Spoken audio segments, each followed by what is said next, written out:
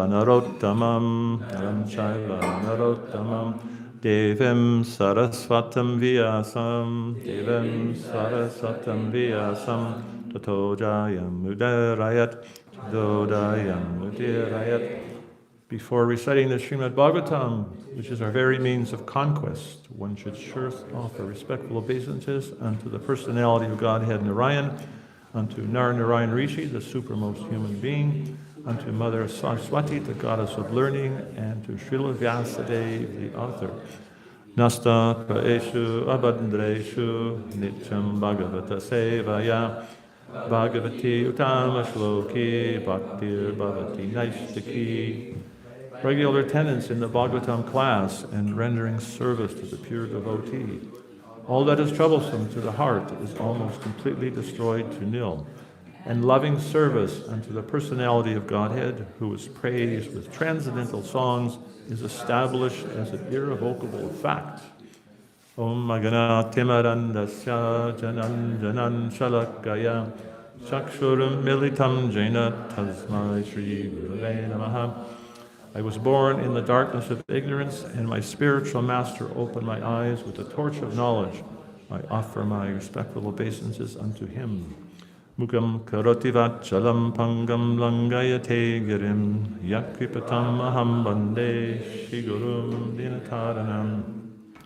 I offer my respectful obeisances unto my spiritual master, deliverer of the fallen souls. His mercy turns the dumb into eloquent speakers and enables the lame to cross mountains. So today we are reading from Srimad Bhagavatam, Canto 10, Chapter 23. We're going to do verses 1 to 9. So we'll just read the English. Read the English? Okay. Would you like to start? The cowherd boy said, O Rama, Rama, mighty armed one, O Krishna, chastiser of the wicked, we are being harassed by hunger, and you should do something about it. Next. Back and forth. Sukadeva Goswami said, thus entreated by the cowherd boys, the Supreme Personality of Godhead, the son of Devaki, replied as follows, desiring to please certain of his devotees, who were Brahma's wives. Text 3, Lord Krishna said, please go to the sacrificial arena where a group of Brahmanas learning in the Vedic Injections are performing the Agni Rasa sacrifice to gain promotion to heaven. When you go there, my dear cowherd boys, simply request some food.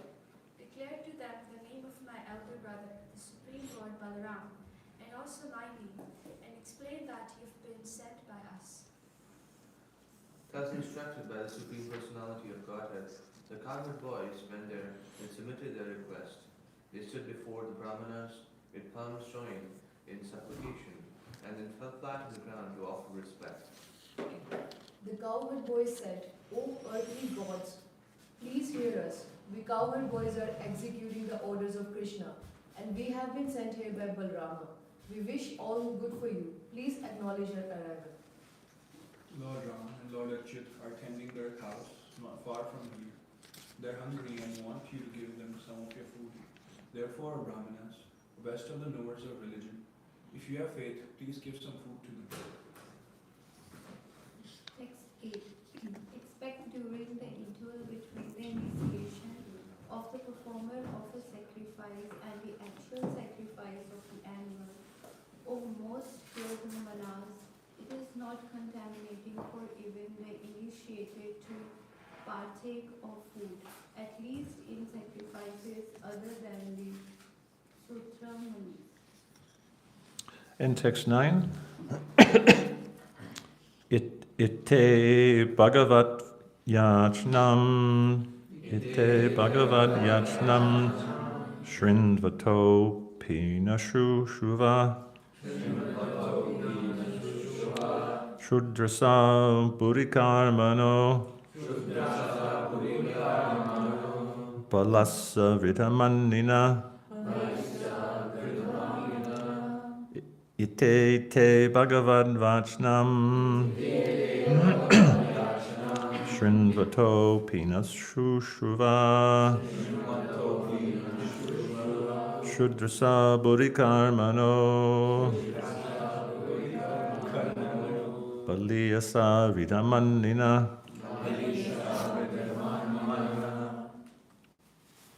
Iti te bhagavad yachnam.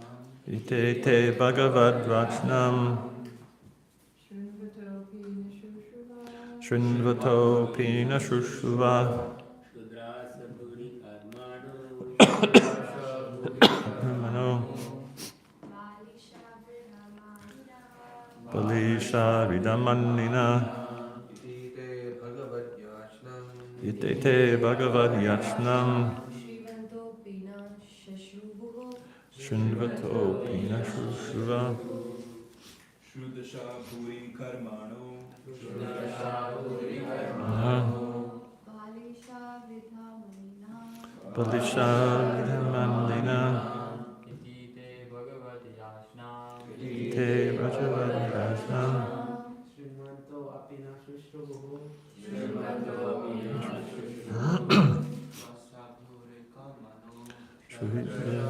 Karmano Balisha Vidhamannina Ite thus te they the Brahmanas Bhagavat of the Supreme Personality of Godhead Yachnam the supplication Shrindarmana men translation and purport by His Divine Grace Srila Prabhupada.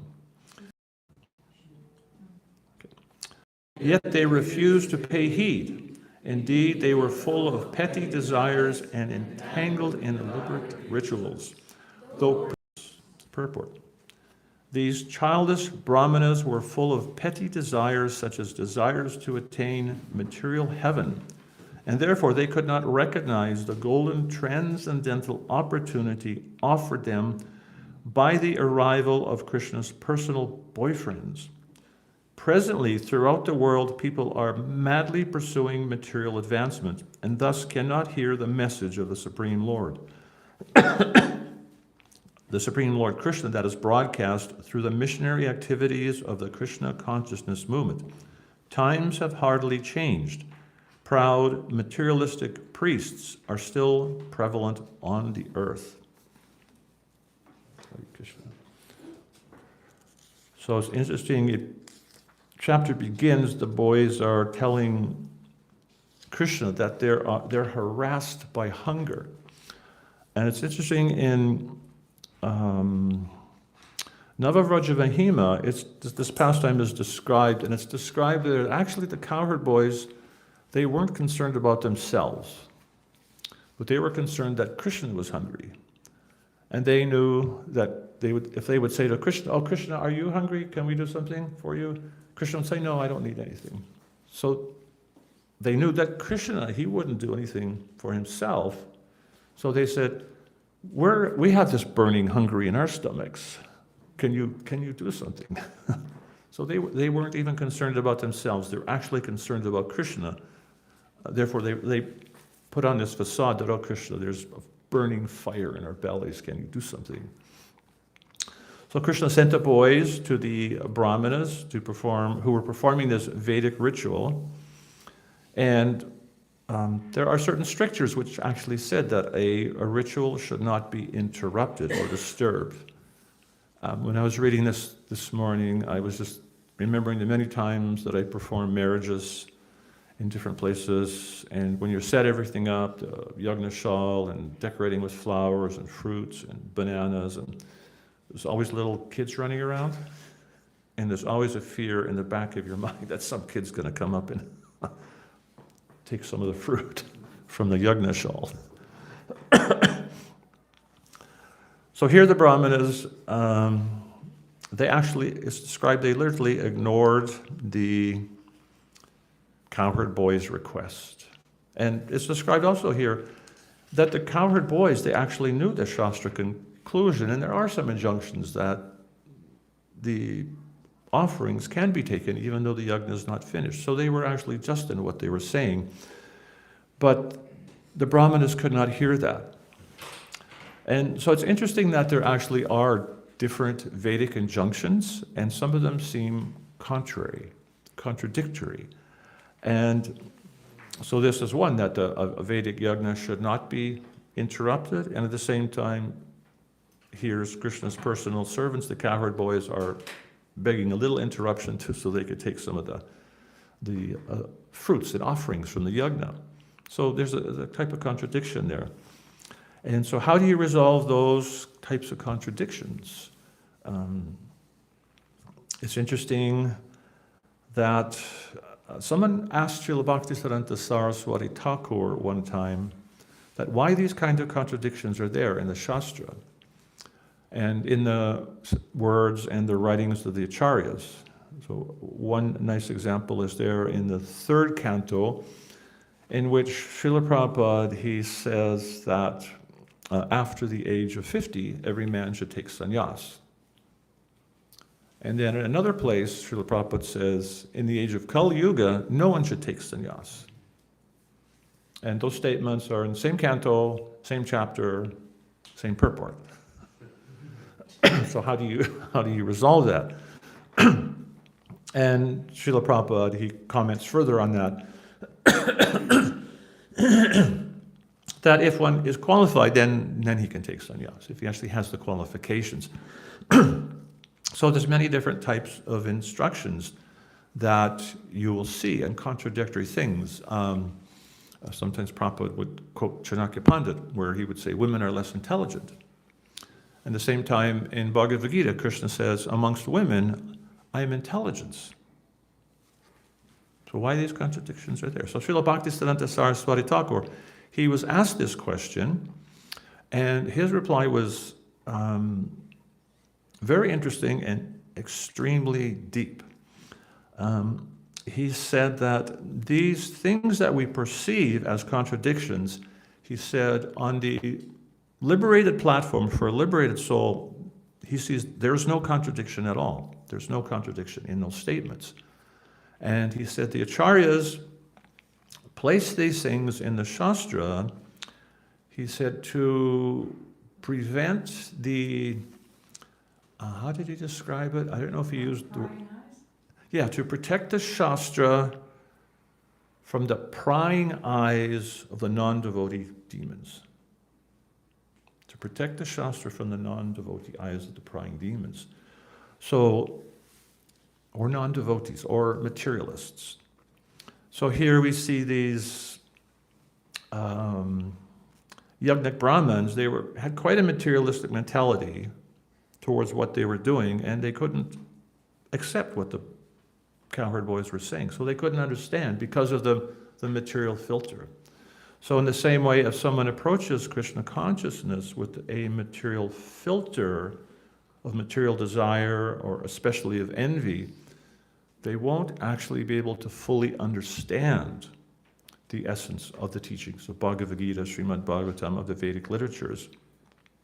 It'll be veiled. So those kind of statements are there for a purpose. And it's very important that they be understood in the proper light. Like Prabhupada used to say how we should read all his books. Very important to read all Srila Prabhupada's books. And very important to understand them in the proper mood, and with the proper understanding that we have to enter into the mood of bhakti to be able to understand Srimad Bhagavatam. We were just describing last night how Prabhupada said that if you try to understand Bhagavad Gita and you're devoid of pure bhakti, it can be like trying to taste honey by licking the outside of the bottle. You can maybe see the color, maybe have a little understanding, but to really understand the essence of the teachings of Krishna, Bhagavad Gita, Srimad Bhagavatam, you need bhakti, because Krishna reciprocates from bhakti, and that reciprocation is that you can actually stick your finger in the honey jar and actually taste the honey. So therefore, the second verse of the Srimad Bhagavatam, it describes that how the Bhagavatam, its reality distinguished from illusion, and it says it's understandable by those who are pure in heart. So it's very important that our heart has to be pure. And when the heart is pure, one is able to apply that knowledge, as it says in that second verse, for the welfare of all.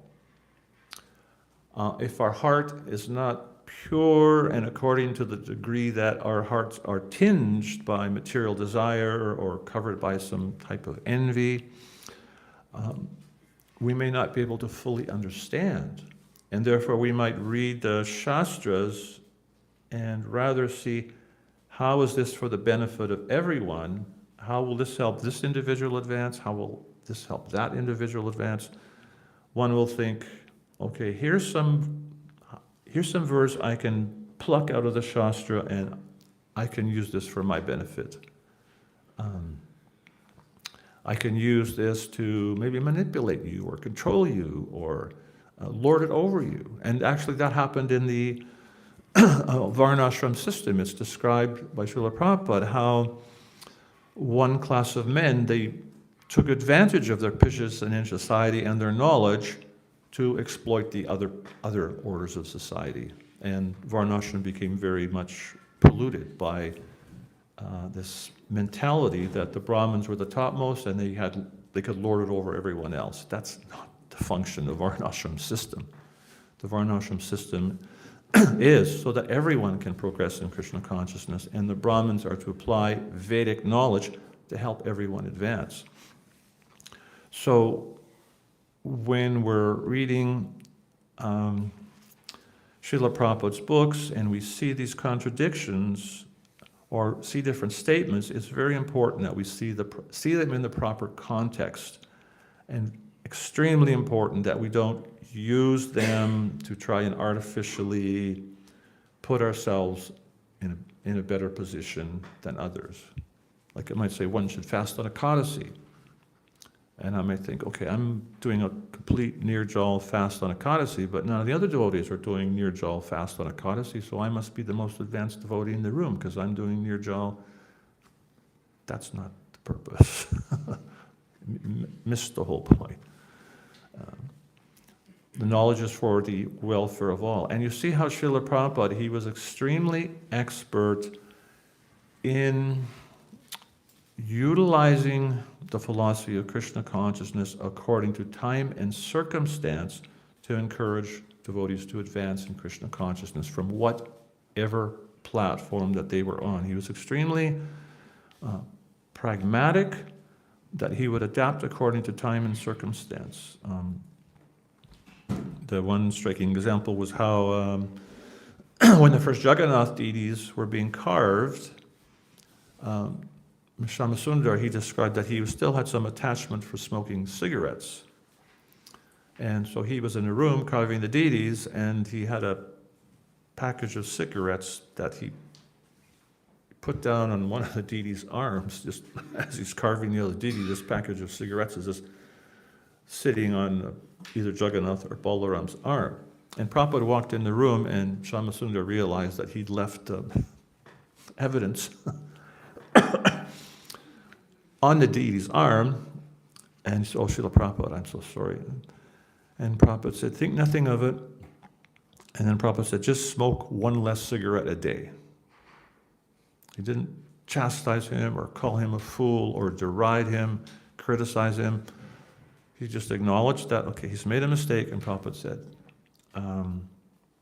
just one less a day. And you find many instances where devotees are admitting they're having problems in Krishna consciousness, and Prabhupada would reply with things like, he would say, we all have these bad habits since time immemorial. He said, don't think so badly of it. He said, but rather just think how you can gradually advance. Like Prabhupada had this attitude of encouragement to help devotees to advance in Krishna consciousness. And also sometimes we might read these statements and might feel some kind of shame or guilt or confusion that we may be very fallen or helpless or hopeless. But those statements are not meant as judgments. They're meant to tell us what the highest standards are. Like Srila Prabhupada, he, in his books, he gave the most uncompromising, highest standards of spiritual life. And at the same time, in his interactions with devotees, he was always very accommodating and encouraging devotees to move forward. So those statements aren't there to judge us, but rather to allow us to know what the goal is, so that we can aim for that goal and find ways to move forward. And also sometimes there's statements that, especially in today's world, like one challenging thing in Srila Prabhupada's books for many people, you'll find statements which, it's described that women are less intelligent. And so how do you understand that or take that? So, and especially we live in a world which is plagued with misogyny, and sometimes men propagate that kind of an attitude, and in order to feel themselves more superior, and is very demeaning towards ladies. So how to understand those statements? So again, those statements are not meant as judgments. They are meant, again, to help us advance. And also, those statements, if you read all of Srila Prabhupada's books, you'll find those things are adjusted by statements which are telling us that actually women are intelligent. Krishna says, I am the intelligence. Amongst women, he says, I am intelligence. Prabhupada said, amongst all great men, there's always a great woman. So you'll find many statements like that. And Srila Prabhupada, one time, he was riding in a car. He was in the front seat, Jamuna, Gurudas, and a couple other, there's some sannyasis who were packed in the car, and Prabhupada quoted something from Chanakya Pandit. Oh, Chanakya Pandit said women are less intelligent. And Jamuna said that Srila Prabhupada turned to her and said, women are less intelligent, aren't they, Jamuna? And Jamuna replied, yes, Srila Prabhupada, whatever the Guru says, that's absolute, it's true. And Prabhupada said to her, no. He said, you are not a woman, you are a Vaishnavi. You are not a woman. So if I think I'm a man, I'm less intelligent. If you think you're a woman, you're less intelligent. I may be a spirit soul in a male body, you may be a spirit soul in a female body, but we're actually spirit soul. Those are our material designations, but we are spirit souls. And so those statements might apply to someone who is in a bodily concept of life. Like it's described that men who do not hear and chant the glories of the Lord are compared to hogs, dogs, camels, and asses. Sounds a lot worse than less intelligent. Exactly. So there's tit for tat.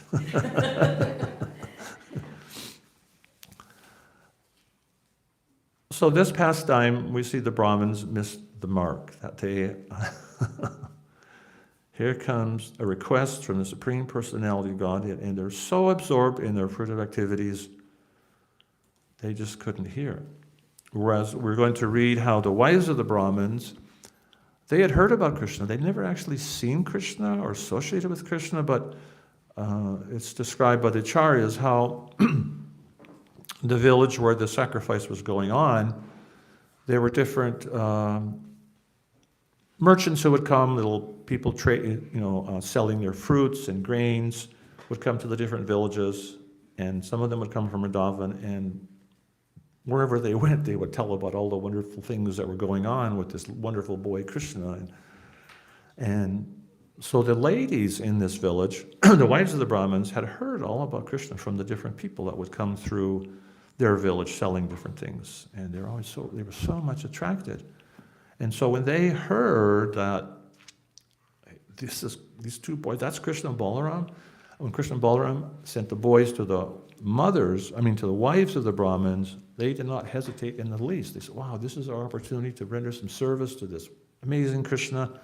They just dropped everything on the spot and went to serve Krishna. And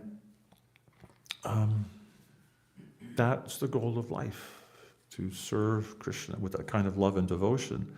And it's described how the Brahmanas, seeing that, how their wives had surrendered immediately, that they realized their folly. And it's described later in this chapter how the Brahmins, they said, to hell with our Brahminical culture, to hell with our Vedic sacrifices, our Vedic knowledge, because we missed an opportunity to serve the personality of Godhead.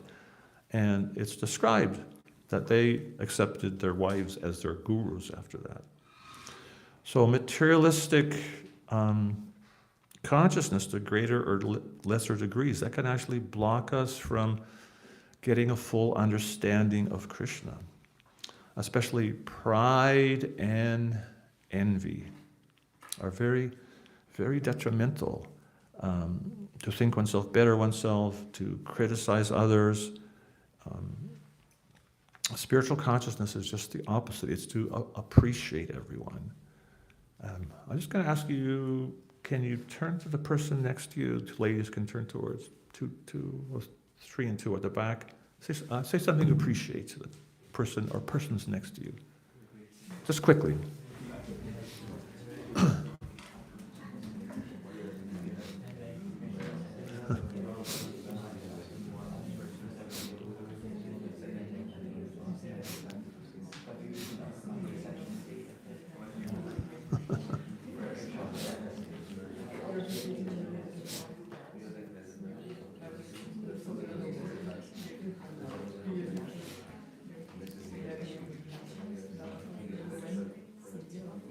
Okay, if you haven't switched already, please switch.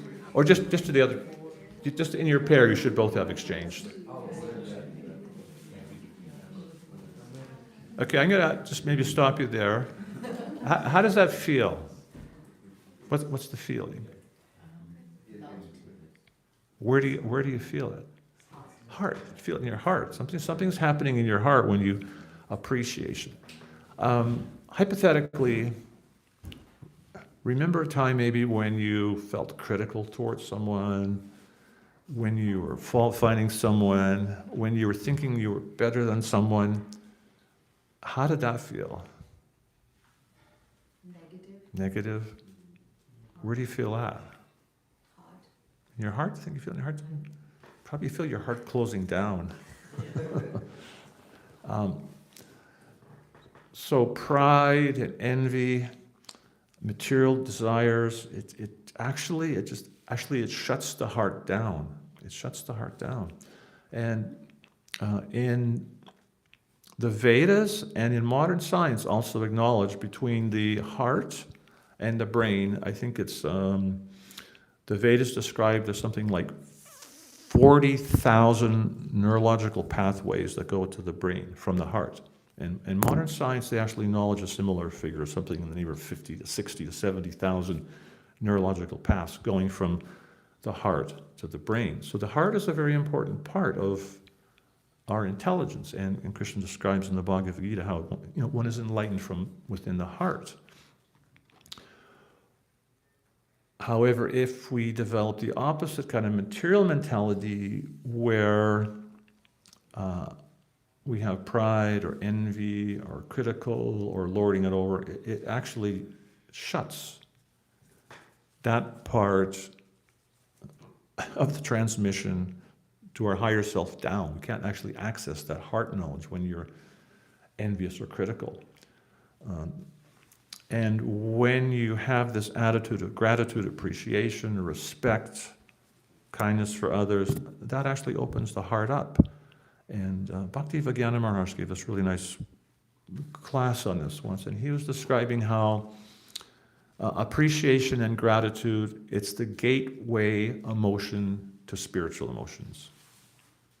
Because ultimately, we're trying to understand, what is it, what were these cowherd boys, what do they feel towards Krishna? What do the gopis feel towards Krishna? What are the Mother Yasoda and the cowherd men and women, what kind of emotions are they feeling towards Krishna? And Nectar Devotion, it paints a whole wide, colorful spectrum of all these ecstatic, emotional ecstasies. And how can we ever understand those? How can we ever understand those? So intellectually, you can't really understand them, but we can begin to understand them by the process of bhakti. By the process of hearing, we can appreciate, and by developing this attitude of gratitude and appreciation and respect for others, it begins to open our heart up so we can move towards experiencing spiritual emotions. And again, that is actually the ultimate goal of Krishna consciousness, is to develop love for Krishna. And love for Krishna is not something separate from love and respect for everyone. And in Bhagavad Gita, Krishna is, you should try to learn the truth by approaching a spiritual master, render service to him, inquire, and he can impart knowledge unto you. Upadikshanti te gyanam, it's described. He'll actually initiate knowledge unto you. So spiritual master blesses you with spiritual knowledge from within the heart. And the next verse in Bhagavad Gita, Krishna says, and when one has understood that truth, one will see that all beings are in me, that I am in them, and they are in me. In other words, one will see that every living entity, every plant, every animal, every spirit soul is very dear to Krishna. Krishna is in their heart. And the fruit of that knowledge, the behaviors and consciousness that will come from actually having that knowledge is that we will have the utmost respect for everyone. And contrary to that, if we don't fully develop that knowledge, and to the degree that we still have gross or subtle envy, gross or subtle material desires, we may not be able to fully understand that. And therefore, sometimes we don't actually see everyone as equal or as spirit souls. Like sometimes we understand Vedic culture, Vedic etiquette, and even sometimes there's seminars on Vedic etiquette. And so I might pass Bhakti Shastri, and I might know all the Vedic etiquette, but somehow I may still find myself being critical or envious or saying harsh things to people who are very close to me. So there can be that disconnect between my intellectual realization of the philosophy of Krishna consciousness, of what it is and how it should manifest, and there might be a gap between how I'm able to actually apply it in all circumstances. And again, that's where the process of sadhana bhakti requires some work. I guess described it. We're nourishing this bhakti lata bij, and the work is sometimes there's weeds that sprout along with our devotional creeper, and it's important to recognize those weeds and pull them out. And it's also described that sometimes the weeds, they may even look like the creeper. If you garden, does anyone here ever have a vegetable garden? There's a very amazing thing when you grow vegetables. Whatever vegetable you're trying to grow, when it's first coming up, there'll be a type of weed that looks almost identical to what you're trying to grow. And sometimes it's hard to know which one to pick, and sometimes you might pick what you're trying to grow. So in the process of sadhana bhakti and trying to advance, sometimes there can be subtle weeds. We might think that, okay, I understand this about the philosophy that I'm a Brahmin, and Brahmins are supposed to be the head of society, so maybe I'm a pretty good person, and get a little bit of false pride. Those weeds are always there trying to interfere with the growth of our devotional creeper.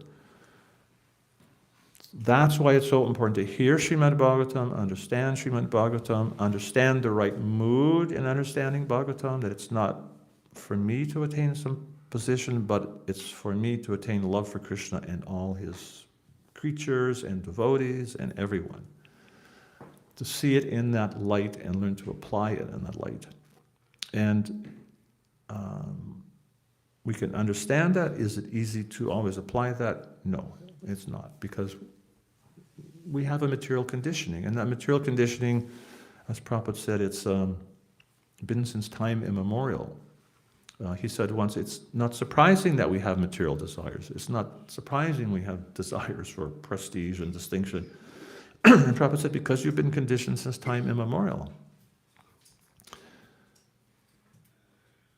However, as Prabhupada describes in the 14th chapter of the Bhagavad Gita, that by practice one can develop a spiritual consciousness. And by learning one can see, okay, what part of my consciousness is, in the lower modes of material nature, passion and ignorance, critical, fault-finding, envy.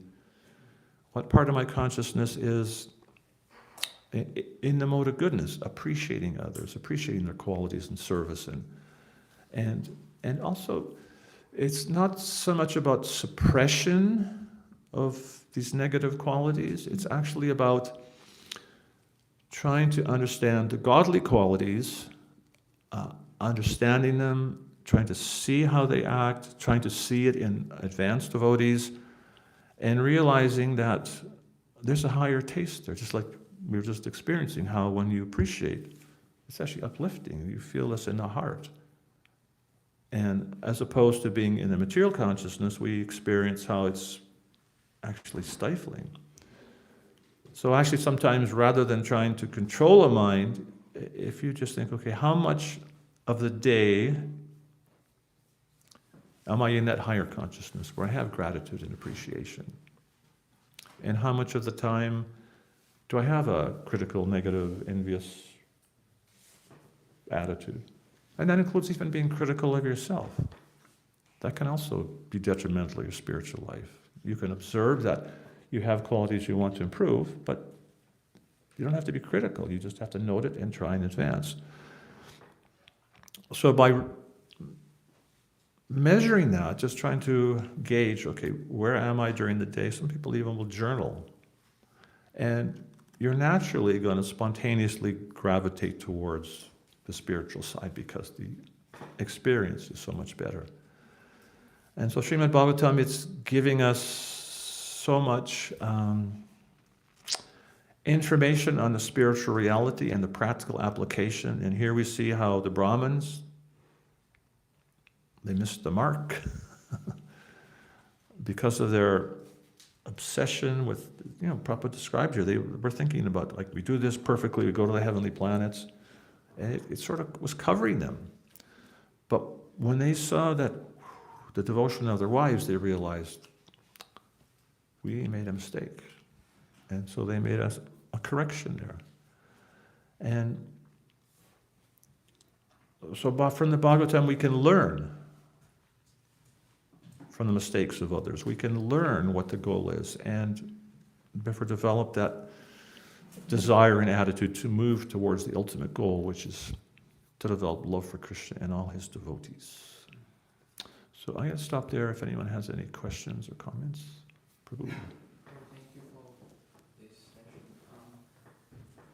My question is, what if you have a material desire and you know if this desire, if Krishna approves of this desire, it's going to help me a lot in my spiritual advancement?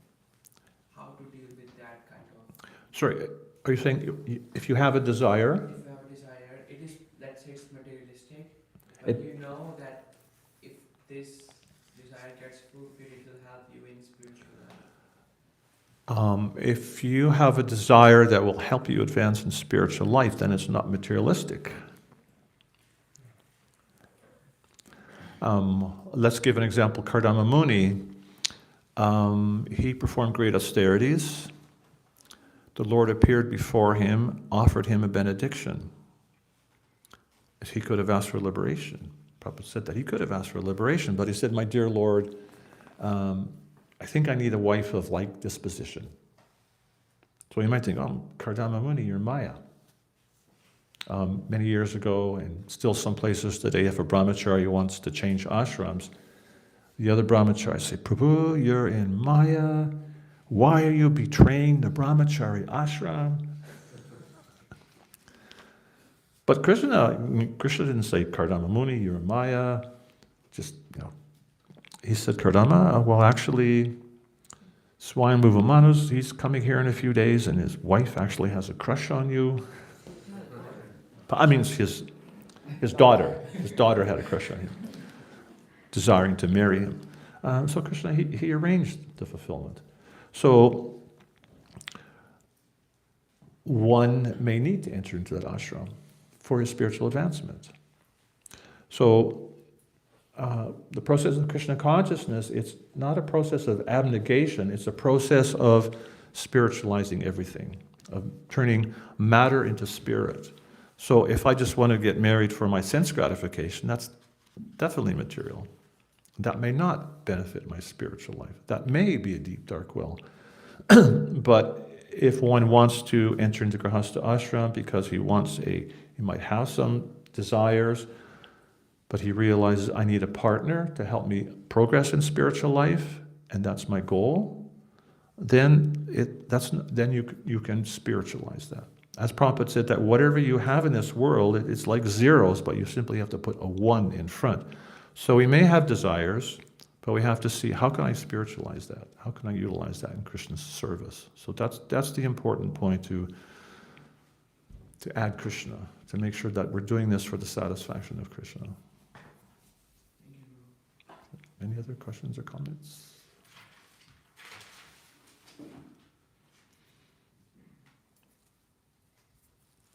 Mm-hmm.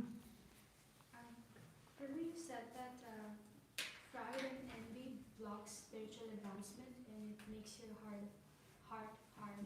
Mm-hmm. So let's say it is in that condition right now. So how can we jumpstart it back? By appreciating. You make that move, and just think of, if you're feeling that envy or pride, just measure what's my consciousness like when I'm doing that, and what's it like when I'm actually appreciating and humble. I like to look at there's a photograph, a painting in Chaitanya Charitamrita of Ramachandra Puri. Does he look happy in that picture?